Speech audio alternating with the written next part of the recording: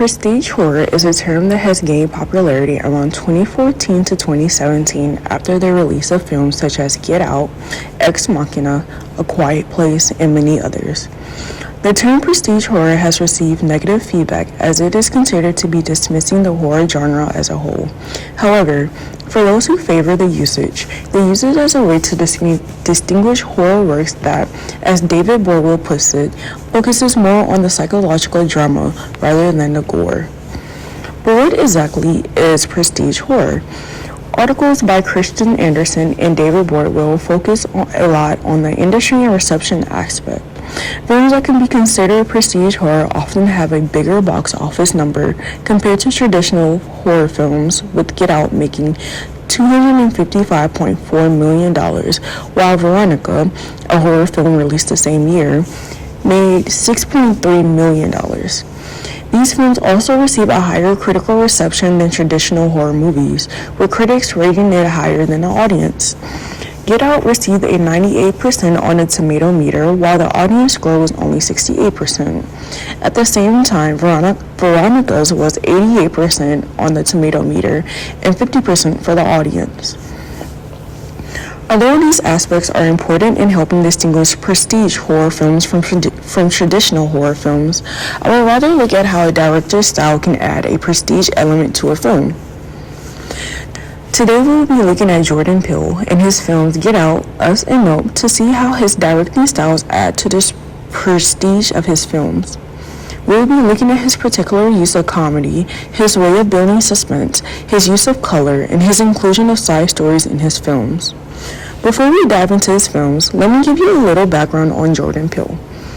Jordan Hayworth Peele is an American filmmaker born on February 21st, 1979 in New York. Before becoming a filmmaker, he was best known for his breakout role in Fox sketch show Mad TV and from the sketch comedy series Key and Peele, co-starring Keegan-Michael Key, which won 2 Primetime Emmy Awards and a Peabody Award. Peele also had several voice acting roles in works such as Storks, Toy Story 4, and Big Mouth.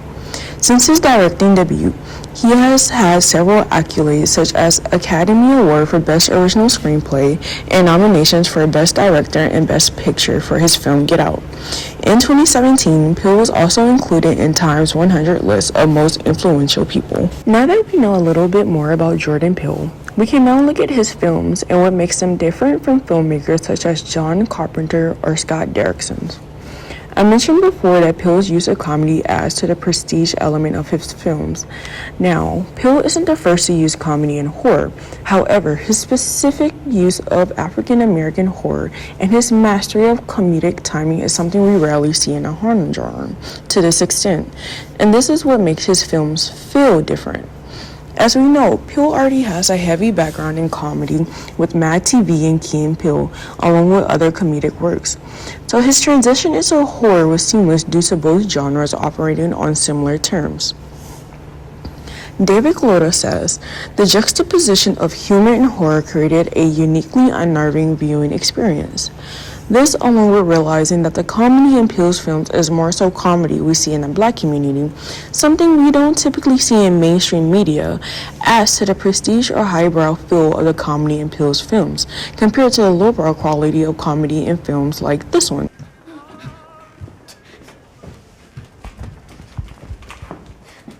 You have a problem with germs, don't you? Christian Anderson notes that films that are considered prestige horror often have a serious tone to them, and Peele's films are no different. However, she also implies that it's unlikely to have this lightness of humor in films with serious tones. With Peele films, I disagree. His films cover serious topics such as race, while still having comedic moments that don't take away from the overall message and feel of the film. David Cloda explains that humor has always been a vehicle of exploring real issues, and African American humor in particular has a long tradition of critiquing the realities of American racism. Throughout Peele's films, we can definitely see how his use of humor criticized America's race relations, American selfishness, and the American film industry in a way that represents Black comic rage. Comic rage is a vital source of cultural expression that actively prevails the perpetuation of the white supremacist hegemony through its mixture of tones and inversion of traditional discourse. This is best seen in the opening scene of Get Out when Andre jokingly comments that whoever he is meeting got him in the creepy converging suburbs. It's crazy. They got me out here in this creepy, confusing ass suburb. Girl, so serious though. A few moments later.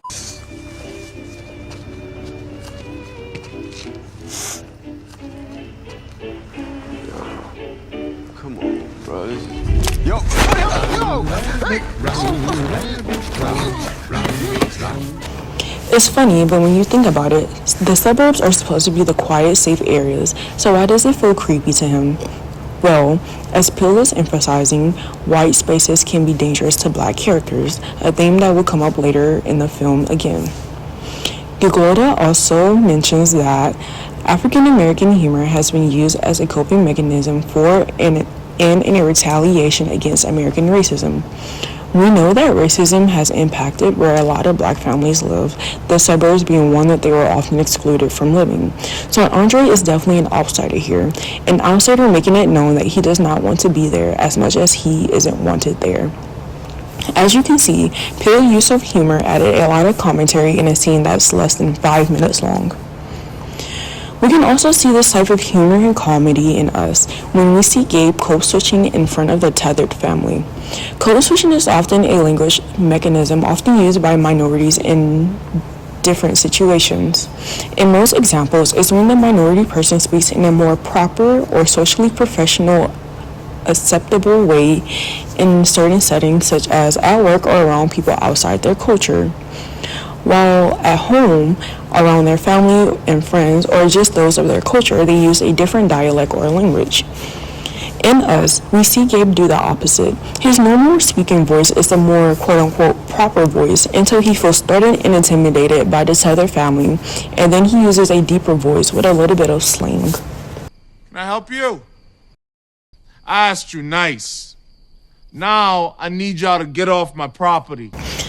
And although the code switching, the intimidation, and the silence is a bit humorous, it's still a play on how black people are scary and violent, which is why he code switched to a more urban accent in order to strike fear in the tethered. This code switching to a black voice for intimidation is something we see in real life and in the media all the time. Catch me outside, how about that? The way that Peele builds suspense also adds to the prestige nature in his films. For example, his use of sounds adds to the uneasiness the audience feels while watching the film. Peele has repeatedly used sounds and music that a lot of us are familiar with, such as I Got 5 on It,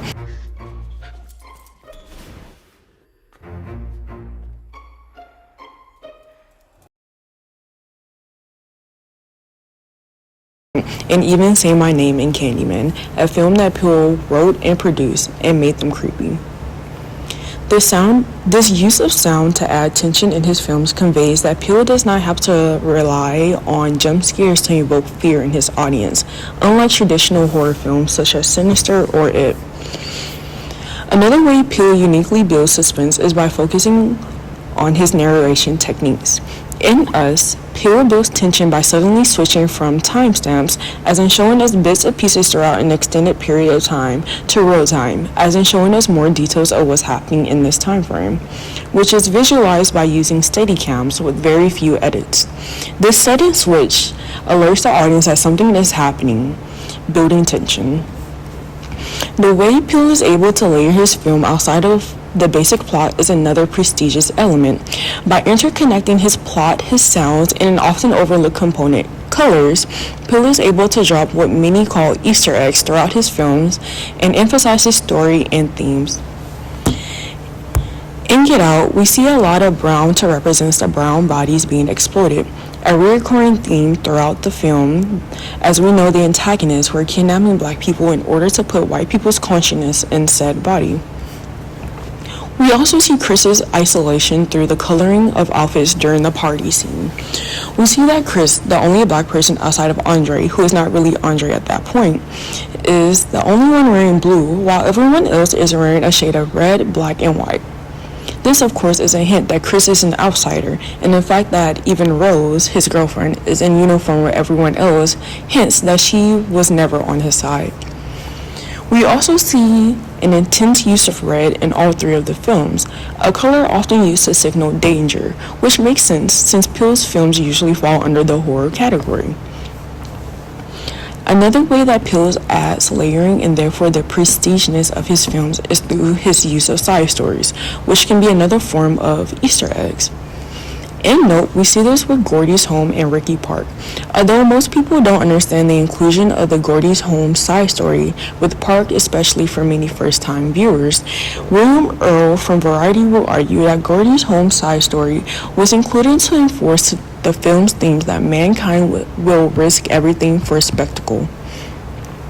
The Gordy's Home skit doesn't enforce this theme by itself, but instead the whole side story of Ricky Park throughout the film helps enforce this idea along with the main plot, making it very important that you pay attention to everything in Peele's films, not just the main characters. Another example of this can be seen in Get Out with Walter, the groundskeeper. Chris in the audience was told that Rose's grandfather was very distraught about losing the Olympic race to Jesse Owens. We later see that Rose's grandpa's consciousness was transferred over into Walter's body towards the end of the film. So this creepy running scene gets creepier when we realize that even after all these years, this white man is still not over a black athlete running over him.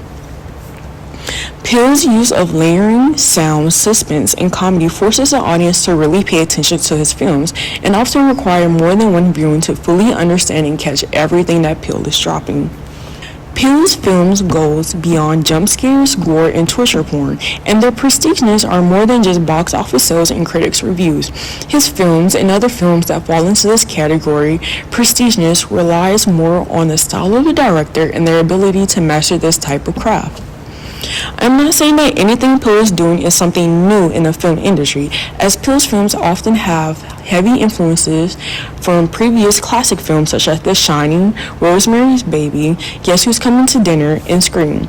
But there is still something different between Peele's films and films such as Annabelle, Happy Death Day, and Sharknado. I'm arguing that there are stylistic choices that directors like Peele make that contribute to the prestige element of their films, and Peele's specific style of comedy, color, side stories, and a building of suspense helps add to this prestige films of his particular films.